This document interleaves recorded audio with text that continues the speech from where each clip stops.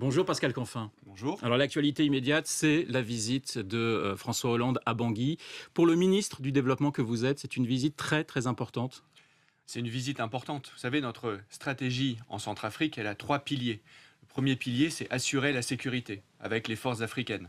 Le deuxième pilier, c'est restaurer la démocratie. Il y a un nouveau pouvoir aujourd'hui, une nouvelle présidente en Centrafrique, avec laquelle nous avons de très très bonnes relations. Et nous travaillons à ce qu'il y ait des élections autour du début de l'année 2015. Et puis le troisième pilier, c'est le développement. Parce qu'il y a aujourd'hui davantage de décès, ce sont les organisations non gouvernementales qui le disent, MSF. Il y a aujourd'hui davantage de décès par manque de soins, par manque d'hôpitaux, d'infirmières, que à cause des violences interconfessionnelles. Vous êtes concrètement sur le terrain en Centrafrique, votre ministère ? Tout à fait. C'est pour ça que nous avons repris, bien évidemment, notre aide publique en matière de santé, en matière d'éducation. Vous savez, il y a aujourd'hui 2 millions de personnes en Centrafrique, 2 millions qui sont en risque grave pour leur santé, qui ont un problème de sous-alimentation. Et ce que nous faisons, c'est que nous accompagnons les paysans pour planter, puisque dans quelques semaines, il y aura la saison des pluies. Si nous ratons cette échéance, à ce moment-là, à la fin de la saison des pluies, autour de septembre-octobre, le risque, c'est qu'il y ait une famine, je pose bien mes mots, une famine en Centrafrique. Et donc, nous sommes totalement mobilisés, nous, la France, l'Union européenne, le monde entier, avec la Banque mondiale, avec l'ensemble des bailleurs, pour amener l'argent nécessaire pour qu'il n'y ait pas cette catastrophe humanitaire en Centrafrique. Vous n'avez pas peur, finalement, que l'on tombe dans un bourbier ? Est-ce que le gouvernement n'a pas sous-estimé la difficulté de la tâche ? Quand est-ce que l'intervention a commencé ? C'était en décembre. Ouais. Nous sommes en février.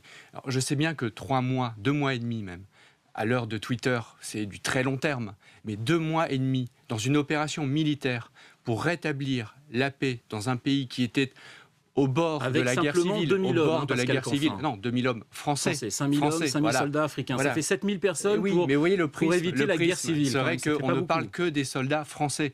Or, la réalité, et c'est tout à notre honneur, c'est que nous sommes dans un dispositif international en appui des troupes africaines, et c'est l'essentiel de notre doctrine. Le temps où la France intervenait seule pour dire « je vais plutôt placer un tel à la place d'un tel », ce temps-là, il est terminé, il est révolu. Ce n'est plus du tout la doctrine de la France et de François Hollande. Et donc, moi, je suis fier de ça en tant que ministre du Développement, puisque j'incarne aussi cette nouvelle relation avec l'Afrique dans notre politique de solidarité internationale. Nous sommes loin, loin du temps où Claude Guéant, à l'Élysée, à la cellule Afrique de l'Élysée, pouvait faire ce qu'il voulait. Votre maître mot, c'est transparence. Mon maître mot, c'est transparence, parce qu'il y a eu effectivement des abus dans le passé. Et aujourd'hui, nous sommes en train d'écrire une nouvelle étape, une nouvelle page, avec la première loi qui a été adoptée en première lecture il y a quelques jours à l'Assemblée nationale, la première loi de toute l'histoire de la République pour mettre de la transparence dans ce qui était la politique africaine de la France. Alors, on a parlé de transparence. Je vais être peut-être un peu moins aimable avec vous. Je vais parler d'ambiguïté. D'abord, je vais vous demander si vous avez passé une bonne semaine en tant que ministre écologiste au gouvernement. Je vais vous dire très sincèrement oui, parce qu'il y a eu toute une mousse autour du propos de Jean-Marc Ayrault sur l'ambiguïté auquel vous faites référence. Ce propos a été surinterprété. Parce que ce que nous demandait à juste titre le Premier ministre, et nous l'avons fait évidemment, c'était de condamner les violences. Et je peux vous dire que nous l'avons condamné à tous les niveaux, immédiatement. Et vous avez vu les images qui commencent à tourner sur le web et à la télévision, de manifestants de Notre-Dame-des-Landes, de familles, de paysans, de militants écologistes, de sympathisants écologistes, disant aux casseurs « Arrêtez ce que vous faites, c'est insupportable ». Et donc, ce n'est absolument pas notre vision de la démocratie, notre vision de la manifestation, du droit à manifester. Donc, il n'y a eu aucune ambiguïté en réalité. Et donc, nous en sommes sortis d'autant plus facilement qu'il n'y en avait pas. Et donc, il n'y a aucun problème entre vous, entre Cécile Duflot et Jean-Marc Ayrault. Tout va très bien. Vous savez, sur Notre-Dame-des-Landes, oui. Les choses sont extrêmement simples. Ça fait des années que nous ne sommes pas d'accord sur ce sujet, sur cet aéroport près de Nantes. Nous ne s'étions pas d'accord hier, nous ne sommes pas d'accord aujourd'hui, nous ne serons pas d'accord demain. Cela ne nous a pas empêchés de signer un contrat de coalition pour gouverner ensemble la France, parce que nous pensions et nous pensons toujours qu'il y a beaucoup de choses à faire ensemble, notamment dans le domaine de la transition écologique. On va parler d'emploi, peut-être du pacte de responsabilité. En Allemagne, la transition écologique, la transition énergétique a déjà créé aujourd'hui même plus de 400 000 emplois.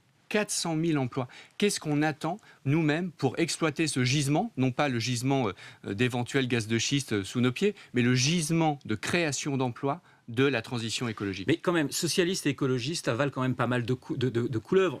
Notre-Dame-des-Landes, gaz de schiste, écotaxe, pour ne citer que. Comment faites-vous finalement pour arriver encore à vous entendre dans un même gouvernement? Parce que le collectif est important. Justement, gaz de schiste, c'est pas une couleuvre. Est-ce que la France exploite les gaz de schiste? Arnaud Montebourg, Laurent Fabius ont eu des déclarations qui ne devaient pas vraiment vous faire plaisir. Les choses sont simples. Oui. La réponse est oui ou non. Jusqu'à présent, non. Voilà, la réponse est non. Merci. Donc ne dites pas que c'est une couleuvre, alors que c'est exactement ce que nous voulons. La réforme du code minier pour y introduire davantage de préoccupations environnementales. Est-ce que c'est une couleuvre? Non, au contraire, c'est une victoire. Le fait d'avoir mis en place la contribution climat-énergie pour baisser les cotisations sur le travail, rendre le travail moins cher et augmenter le prix des pollutions, parce qu'il faut réorienter progressivement nos modes de consommation et nos modes de production. Pour la première fois, ce gouvernement l'a fait, jusqu'à 4 milliards d'euros dans le projet de loi de finances 2016, progressivement. C'est une victoire pour les écologistes.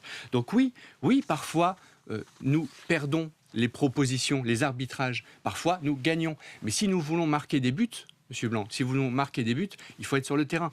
Jamais personne n'a marqué un seul but depuis le banc de touche ou les tribunes. Que répondez-vous à Jean-Michel Baillet, le président des Radicaux de gauche, membre de la majorité présidentielle, et qui a déclaré au Figaro il y a 2 jours, il a accusé les Verts d'obscurantisme et d'irresponsabilité. Il fait partie de votre majorité présidentielle. Oui, certes. Et alors ? Voilà. Si vous voulez, s'il fallait que je commente tous les propos d'Alain Minc qui veut que comprendre Hollande que se débarrasse les des Verts, écologistes de puissent Bernard agacer Tapie, à gauche. bien sûr, mais on dérange.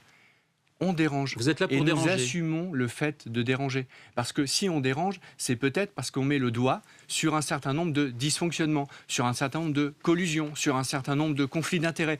Nous avons été les plus en pointe, par exemple, vous parliez de transparence tout à l'heure pour l'aide publique, nous avons été les plus en pointe au moment des débats sur la loi transparence pour faire en sorte de renouveler les pratiques de notre vie politique, pour qu'il y ait davantage de transparence. Nous avons été les premiers à mettre notre déclaration de patrimoine en ligne, les ministres écologistes et les élus écologistes. Et aujourd'hui, je ne vais pas commenter ces affaires autour de Jean-François Copé, mais quand Jean-François Copé, au moment du débat sur la transparence, disait « moi, je ne veux pas mettre mon patrimoine en ligne, c'est du voyeurisme et de l'hypocrisie », ça ne plaide pas aujourd'hui en sa faveur. Vous voyez, nous n'avons aucun problème.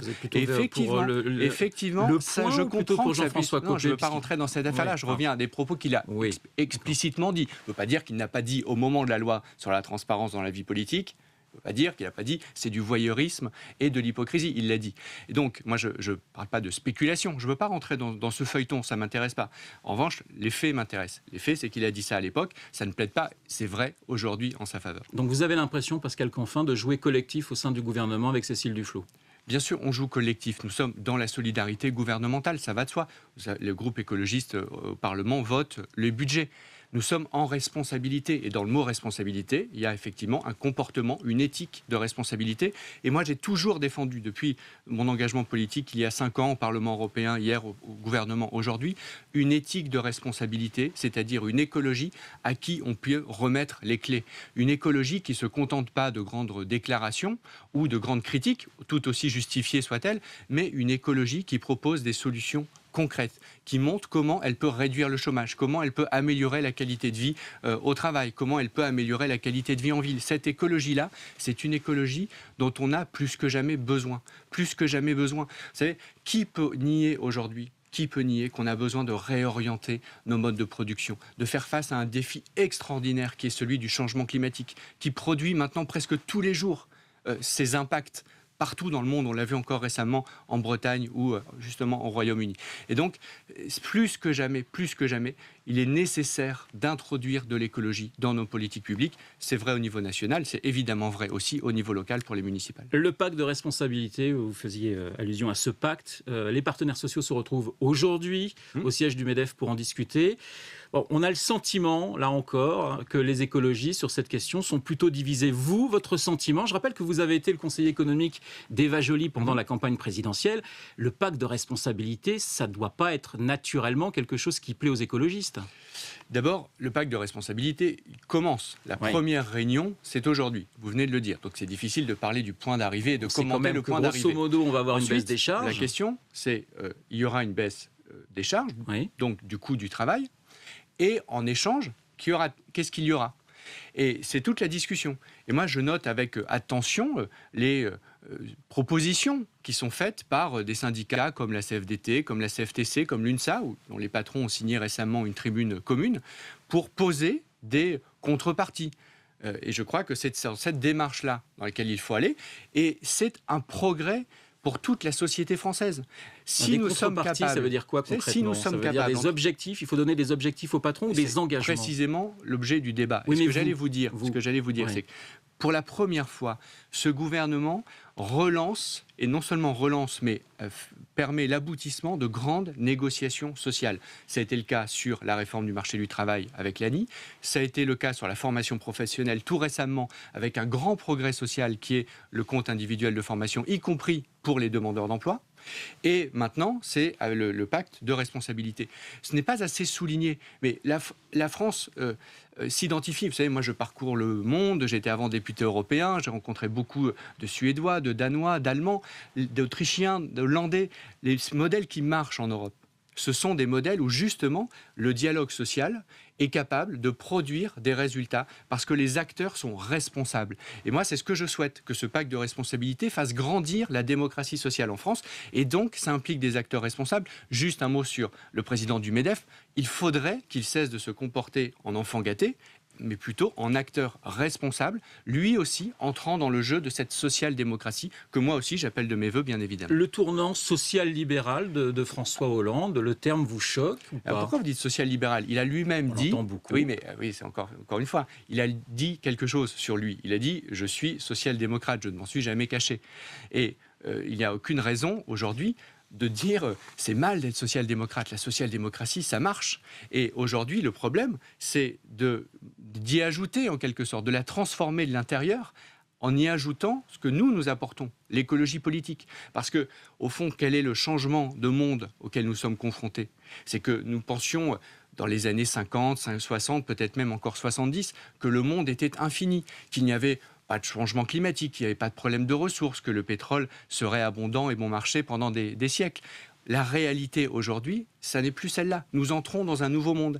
Et donc, oui, il faut continuer sur les aspirations de la social-démocratie, sur plus de justice, plus de dialogue, mais il faut aussi modifier profondément nos modes de production et de consommation pour y introduire la nouvelle donne écologique. Et c'est exactement cet équilibre-là, si vous voulez, qui constitue le cœur de notre contrat de coalition. Et au gouvernement, c'est ce combat-là que nous menons ensemble. Et un des grands rendez-vous pour traduire cela dans la loi, ce sera la loi de transition énergétique, qui arrivera au Conseil des ministres. Ça va être un test pour les écologistes et pour le gouvernement. C'est un grand rendez-vous. Nous l'avons toujours dit, nous sommes parfaitement cohérents, c'est un grand rendez-vous. Nous souhaitons réussir ce grand rendez-vous. Si jamais les engagements qui ont été pris pendant la campagne par le président de la République n'étaient pas tenus dans cette loi, évidemment, nous devrions en tirer les conséquences. Et quitter le gouvernement. Oui, nous l'avons dit, ce sera le grand moment de rendez-vous. Et nous l'assumons parfaitement, c'est extrêmement transparent, extrêmement clair et finalement très simple à comprendre. Alors on parle beaucoup de remaniement, si les choses se passent bien entre vous et les socialistes, est-ce que vous avez envie de continuer l'aventure? Parce qu'on entend beaucoup de ministres qui militent pour dire « moi j'ai envie de rester si demain il y a un nouveau gouvernement ». Est-ce que vous, Pascal Canfin, vous avez envie de continuer au développement? Moi j'ai fait beaucoup de choses depuis 21 mois. Et donc, j'ai envie de continuer. Vous savez, je m'occupe de la conférence sur le climat avec Laurent Fabius et Philippe Martin. La grande conférence qui aura lieu à Paris en décembre 2015. La plus grande conférence que la France ait jamais accueillie et qui doit trouver enfin l'accord international sur le changement climatique. Pour un écologiste, être en responsabilité et contribuer à trouver cet accord international sur le climat, c'est évidemment une très très grande motivation, très grande envie. Maintenant, ce n'est pas moi qui constitue le gouvernement, c'est le Premier ministre et le Président de la République. Et donc la question, il faut leur poser. Merci beaucoup Pascal Canfin d'avoir répondu à mes questions. Pascal Canfin, l'invité d'LCI et de Radio Classique, ministre écologiste du Développement.